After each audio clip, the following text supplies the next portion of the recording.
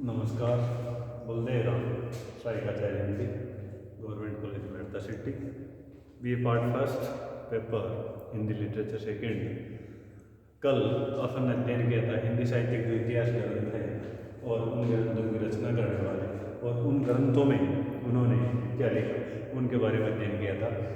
कल अपन ने फ्रेंच विद्वान गाशा देताश्री, शिव सिंह सेंगर, मिश्र बंधु और सर जॉर्ज ग्रेसन इनके जो इतिहास ग्रंथ थे और उनमें उन्होंने क्या अपना मंतव्य व्यक्त किया था उनके बारे में अध्ययन किया था। आज अपन अध्ययन करेंगे आचार्य रामचंद्र शुक्ल। हिंदी जगत ने आचार्य रामचंद्र शुक्ल की मान्यताओं को नतमस्तक होकर स्वीकार किया और वो भी करेंगे तो क्यों नहीं करेंगे, क्योंकि हिंदी में आपके जो इतिहास ग्रंथ लिखने वाले थे या हिंदी साहित्य के जो इतिहास लिखने वाले थे आचार्य रामचंद्र शुक्ल के जो परवर्ती इतिहासकार हैं उन्होंने जो भी ग्रंथ लिखे उन्होंने मूल में आचार्य रामचंद्र शुक्ल के इतिहास ग्रंथ को ही माना था। तो आज अपन सबसे पहले आचार्य रामचंद्र शुक्ल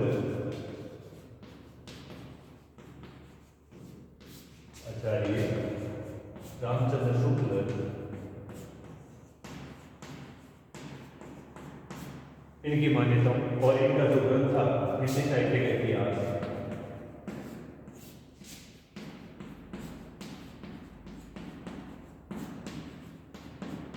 हिंदी साहित्य का इतिहास 1929 ईस्वी में इस ग्रंथ का प्रकाशन हुआ था। तो इसके बारे में आज अपन अध्ययन करेंगे। हिंदी शब्द सागर की भूमिका के रूप में जो काशी नागरी प्रचारणी सभा द्वारा प्रकाशित होता है उस शब्द सागर की भूमिका के रूप में इस ग्रंथ का प्रकाशन हुआ था और ये 1929 में हुआ था।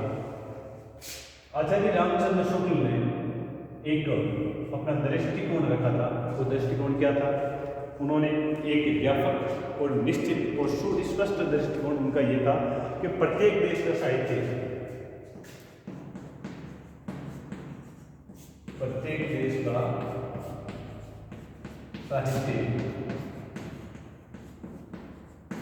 जनता की चित्तवृत्ति का संचित प्रतिबिंब होता है। प्रतिबिंब होता है, बिंब होता है। जैसे जैसे जनता की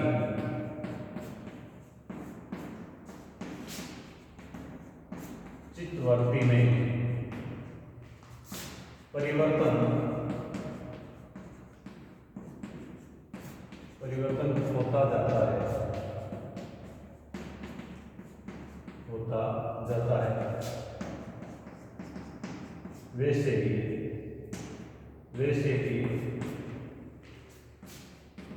साहित्य के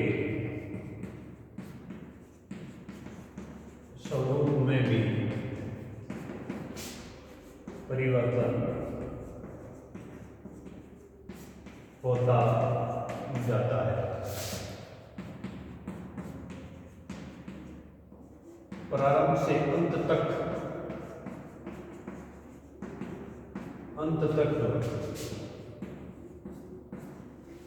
यानी प्रारंभ से लेकर के अंत तक इन चित्तवृत्ति की जो आपके परिवर्तन वाली स्थिति उसके साथ में साहित्य के सामंजस्य दिखाना, ये सबसे जो महत्वपूर्ण बात इनकी थी। और इन्होंने जो अपना ये इतिहास ग्रंथ लिखा है इसमें इन्होंने किसी आपके सिद्धांत को लागू किया या किसी सिद्धांत को अमल करते हुए इन्होंने आपके हिंदी साहित्य के इतिहास ग्रंथ लिखा था। वैसे भी कहा भी जाता है कि साहित्य समाज का दर्पण होता है, यानी जैसा साहित्य होगा वैसा समाज होगा और जैसा समाज होगा वैसा साहित्य होगा। वो भी क्यों नहीं, क्योंकि कभी भी आपके या इतिहासकार है या यूं के कोई सा भी मनुष्य क्या है, एक सामाजिक प्राणी होता है।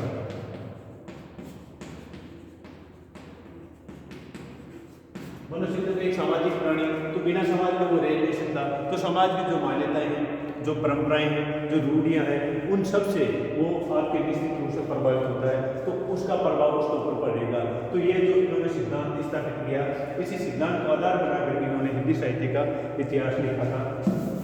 अब इनके इतिहास की वो खूबियां जो बाद के इतिहासकारों ने नतमस्तक होकर स्वीकार की, थोड़ी बहुत इसमें या यूं के थोड़ा बहुत परिवर्तन करके इनके हिंदी साहित्य के इतिहास को वैसा का वैसा स्वीकार बाद के इतिहासकारों ने कर लिया था। तो सबसे पहला इनकी जो खूबी इनके इतिहास में देखने को आती है वो सबसे पहली है कि काल विभाजन। हालांकि काल विभाजन का काम इनसे पूर्ववर्ती जो इतिहासकार थे, मिश्रबंधु थे या सर जॉर्ज ग्रियर्सन थे, उन्होंने भी आपके इस आपके काल विभाजन का जो प्रयास किया था, लेकिन इनका काल विभाजन एक सुस्पष्ट कह सकते हैं अपन जो धारणा थी या उसको विशेष रूप से ध्यान में रखते हुए उन्होंने काल विभाजन किया। उनका काल विभाजन हिंदी साहित्य के इतिहास को 900 वर्षों में आपके 900 वर्षों में बांटा था, उसको इन्होंने 4 भागों में। सबसे पहला जो आदिकाल के लिए उन्होंने जो नाम दिया था वो था वीर गाथा काल। वीर गाथा काल इसी नाम पे सबसे ज्यादा आपत्ति थी, इसके बारे में अपन बाद में अध्ययन करेंगे। तो ये विक्रम संवत 1050 से तो 1375 विक्रम संवत। दूसरा आपके बीच वाले काल को मध्यकाल भी कहते हैं, इसको पूर्व मध्यकाल और उत्तर मध्यकाल। इसका दूसरा जो नामकरण है भक्ति काल। 1375 से 1700 विक्रम संवत। और ये नंबर 3 ऋतिकाल 1700 से 1900 विक्रम संवत के बीच में, और 1900 से 1980 विक्रम संवत ये था आपके आधुनिक काल। और आधुनिक काल के लिए आचार्य रामचंद्र शुक्ल ने एक नाम दिया था, वो था गद्य काल। तो इस प्रकार का काल विभाजन इनसे पूर्व कोई इतिहासकार कर नहीं पाया था, और बाद के इतिहासकारों ने भी जो काल विभाजन किया है उनके मूल में इसको अपन कह सकते हैं कि मतलब एक इसी ग्रंथ को उन्होंने मूल मान करके अपना मंतव्य बाद के जैसे माननीय हजारी प्रसाद द्विवेदी या गणपति चंद्र गुप्त या यूं कर डॉक्टर रामकुमार वर्मा है, उन्होंने भी इतिहास लिखे हैं, इतिहास हिंदी साहित्य के लिखे, लेकिन उन्होंने मूल में इसी ग्रंथ को आधार उन्होंने बना करके लिखा था। तो ये इनका काल विभाजन एक सबसे ये युग के सबसे टॉप का इन्होंने काल विभाजन किया था। इनसे पूर्व इस प्रकार का काल विभाजन कोई आपके इतिहासकार नहीं कर पाया था। अब इस काल विभाजन का भी एक स्पष्ट आधार था। अब स्पष्ट आधार क्या था कि जैसे मान लीजिए इन्होंने इस वीर गाथा काल का जो नामकरण किया है, इन्होंने प्रधान परवर्ती को आधार बनाया था, प्रधान परवर्ती को आधार बनाया था। और प्रधान परवर्ती को आधार बनाने के लिए भी उन्होंने एक स्पष्ट आधार किया है जो प्रामाणिक टाइम पे जो प्रमुख उस समय के ग्रंथ थे, तो इन प्रमुख ग्रंथों को आधार बना कर दिया। इस समय इन्होंने बारह ग्रंथों को प्रामाणिक माना था। हालांकि इसके ऊपर भी कुछ विधान प्रामाणिक मानते, कुछ अप्रामाणिक मानते, कुछ अप्रामाणिक भी मानते हैं। तो इस प्रकार आपके इन्होंने बारह ग्रंथों को आधार बना करके और जो प्रधान परवर्ती थी वीरता की, इसके आधार पर इन्होंने इस नामकरण को जैसे वीर गाथा काल इन्होंने किया कि इस काल में वीरता की परवर्ती है वो प्रमुख थी और इन्होंने इसका नामकरण किया था वीर गाथा। लेकिन इस नाम में सबसे ज्यादा आपत्ति थी कोई विद्वान जैसे मान लीजिए बीज वक्त काल को आचार्य प्रसाद द्विवेदी इस काल को नाम देते हैं, आपके वीर काल विश्वनाथ प्रसाद मिश्र कहते हैं, आदिकाल आचार्य प्रसाद द्विवेदी और रमाशंकर शुक्ल प्रसाद आपके इसके लिए आदिकाल नाम देते हैं, और ग्रियर्सन इसको चारण काल कहते हैं, और रामकुमार वर्मा संधिकाल एवं चारण काल इसको कहते हैं। तो ये प्रारंभिक काल आपके गणपति चंद्र गुप्त, आरंभिक काल विश्वबंधु, इसके लिए अलग अलग ये नाम है। सबसे ज्यादा आपत्ति इसी नाम पे थी।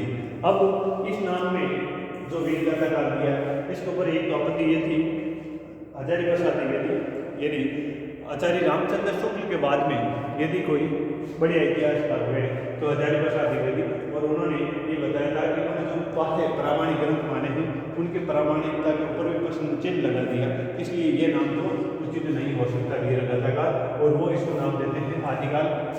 नाम से स्पष्ट है, यानी ये हिंदी साहित्य का एक प्रकार का आदिकाल यानी यहाँ से इसकी शुरुआत मानी जा सकती है, तो ये आदिकाल हो सकता है।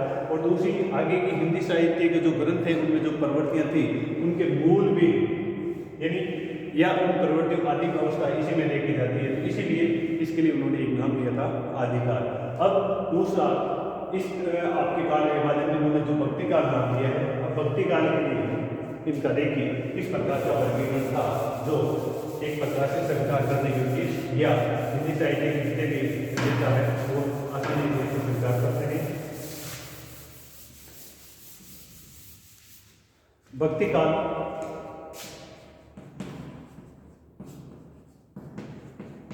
काल को इन्होंने फिर दो भागों में बांट दिया था, एक निर्गुण धारा और दूसरी सगुण धारा, और दूसरी है आपके सगुण धारा। निर्गुण धारा के भी इन्होंने दो भाग कर दिए थे, एक तो ज्ञान मार्गी या इसको अपन कह सकते हैं संत कार्य धारा, और दूसरी है प्रेम मार्गी, इसको सूफी कार्य धारा के नाम से भी जाना जाता है। सगुण धारा के भी उन्होंने दो पार्ट किए हैं, एक राम मार्गी और दूसरी कृष्ण मार्गी। कृष्ण मार्ग की शाखा के प्रतिनिधि कवि कबीर या आपके सूरदास माने जाते हैं। राम मार्ग की शाखा के प्रतिनिधि कवि हैं आपके गोस्वामी तुलसीदास माने जाते हैं, और ज्ञान मार्ग की शाखा के प्रतिनिधि कवि कबीर माने जाते हैं, और प्रेम मार्ग की शाखा के प्रतिनिधि कवि आपके मलिक मोहम्मद जायसी माने जाते हैं। इसके अंतर्गत आपके परमात्मा निर्गुण निराकार है और उनको आपके ज्ञान के द्वारा प्राप्त करने के ऊपर बल दिया गया, और प्रेम मार्ग की शाखा के अंतर्गत प्रेम के द्वारा प्राप्त करने के ऊपर बल दिया गया है। अब दूसरा जो आपके भक्ति काल के बाद में इनका जो वर्गीकरण रीति काल वाला,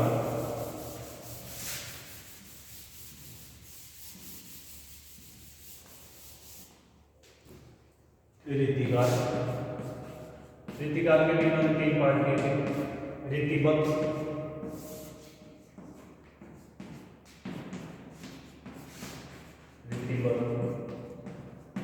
रीति सिद्धो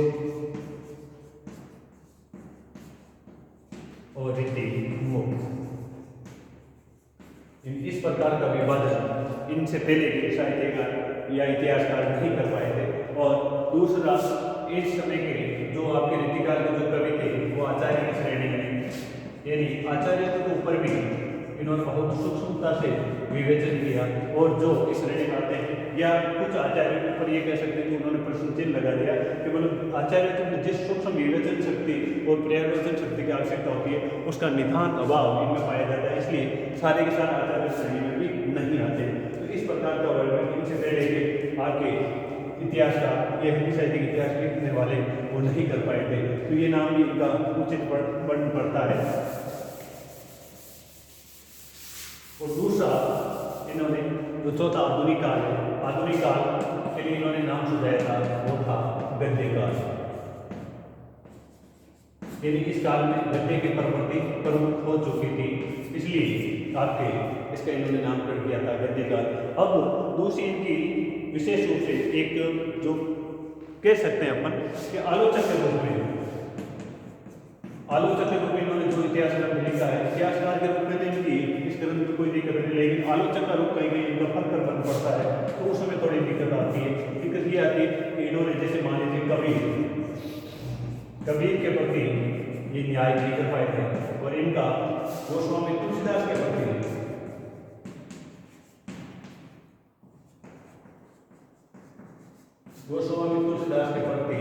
इनका अनावश्यक जो मोह था कबीर के प्रति अन्याय करवा देता है इनसे, तो ये कुछ स्थितियाँ। और दूसरी इनकी एक जो और इनके इतिहास में कभी देखने को आती है कि इन्होंने भक्ति आंदोलन, भक्ति का उदय हिंदू जाति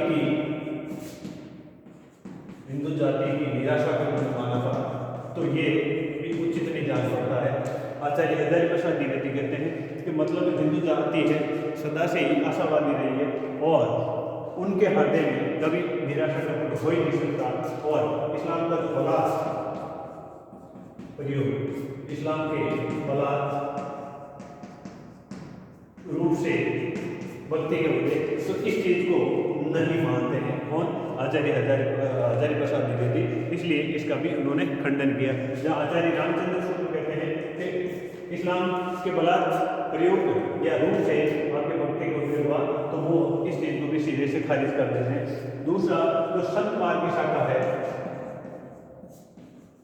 संत मार्ग की शाखा यानी रामचंद्र शुक्ल है, वो तो इस्लाम के एकेश्वर, इस्लाम के एकेश्वरवाद का प्रभाव यानी इससे संत मार्ग की शाखा का विकास मानते हैं। लेकिन आचार्य हजारी प्रसाद द्विवेदी इसका भी खंडन कर देते हैं, और वो तो ये कहते हैं कि सिद्ध और नाथ, सिद्ध और नाथ साहित्य इसका महज विकसित स्वरूप है, आपके संत मार्ग की शाखा का जो साहित्य है वो माना जाता है। और दूसरी एक जो सूफी काव्यधारा थी,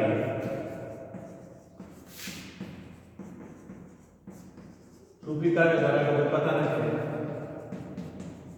रूढ़ियां हैं, रचना शैली है और छंद, यानी ये इसका विकसित स्वरूप ये बता रहे हैं, ये आपके फारसी की जो मजनवी शैली है,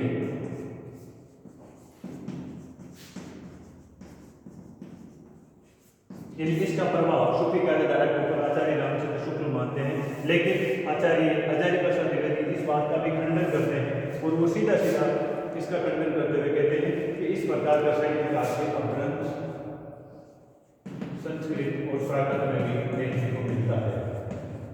तो ये आचार्य रामचंद्र शुक्ल का इतिहास, चाहे इसमें हो सकता है छोटी मोटी इसमें न्यूनता है, लेकिन फिर भी इस प्रकार का इतिहास न तो पूर्ववर्ती न परवर्ती इतिहास प्रस्तुत कर पाए। तो हिंदी साहित्य के इतिहासकारों में आचार्य रामचंद्र शुक्ल का महत्व है वो सर्वोपरि है, क्योंकि पहले के आपके जितने भी इतिहासकार हैं इस प्रकार के इतिहास वो प्रस्तुत नहीं कर पाए, और दूसरी बाद में जितने भी इतिहासकार हैं उन्होंने जो भी हिंदी साहित्य के इतिहास लिखा है उस इतिहास के मूल में आपके हिंदी साहित्य के इतिहास को रख करके भी उन्होंने अपनी लेखनी को आगे चल गया है। तो इसलिए इस आचार्य रामचंद्र शुक्ल का ये ग्रंथ हिंदी साहित्य में सर्वोपरि इतिहास ग्रंथ के रूप में सर्वोपरि है।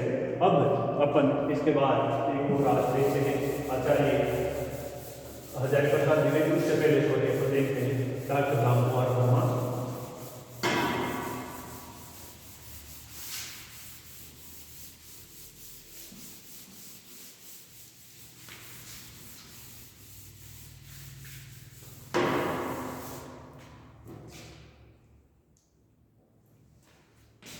डॉक्टर राम कुमार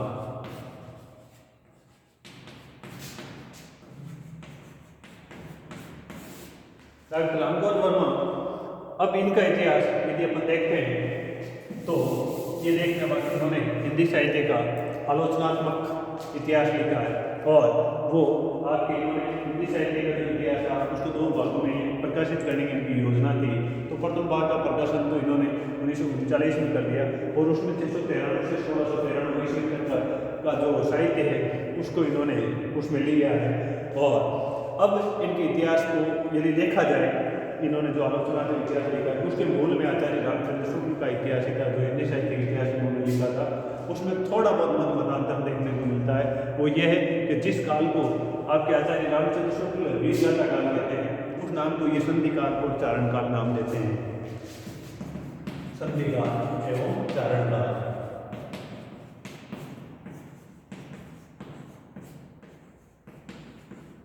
लेकिन इसके लिए इन्होंने किसी प्रधान प्रवृत्ति का आधार नहीं बनाया, और न ही उस समय के जो प्रसिद्ध ग्रंथ थे उनको आधार बनाया। केवल संधिकाल की भाषा की संधि का बहुत करवाता है, और अपभ्रंश का जो साहित्य है वो भी इसके अंतर्गत इन्होंने समाहित कर दिया था, और इसीलिए ये स्वयं को हिंदी का प्रथम कवि मानने की भूल कर गए। एक तो ये इनकी आलोचना का आधार बना था। दूसरा चारण काल, यानी इस काल में चारण लोग आपके कार्य सर्जन कर रहे थे, तो इस आधार पर इन्होंने जो चारण काल नाम दिया, तो ये भी नाम एक एकाकी प्रवृत्ति का द्योतक है। बाकी जितनी भी इस समय की जो प्रधान प्रवृत्ति थी उनका उल्लेख इन्होंने या यूं के इस नाम से प्रथम प्रवर्तियों का बोध नहीं होता है, इसीलिए इसके ऊपर भी थोड़ी ताकती है।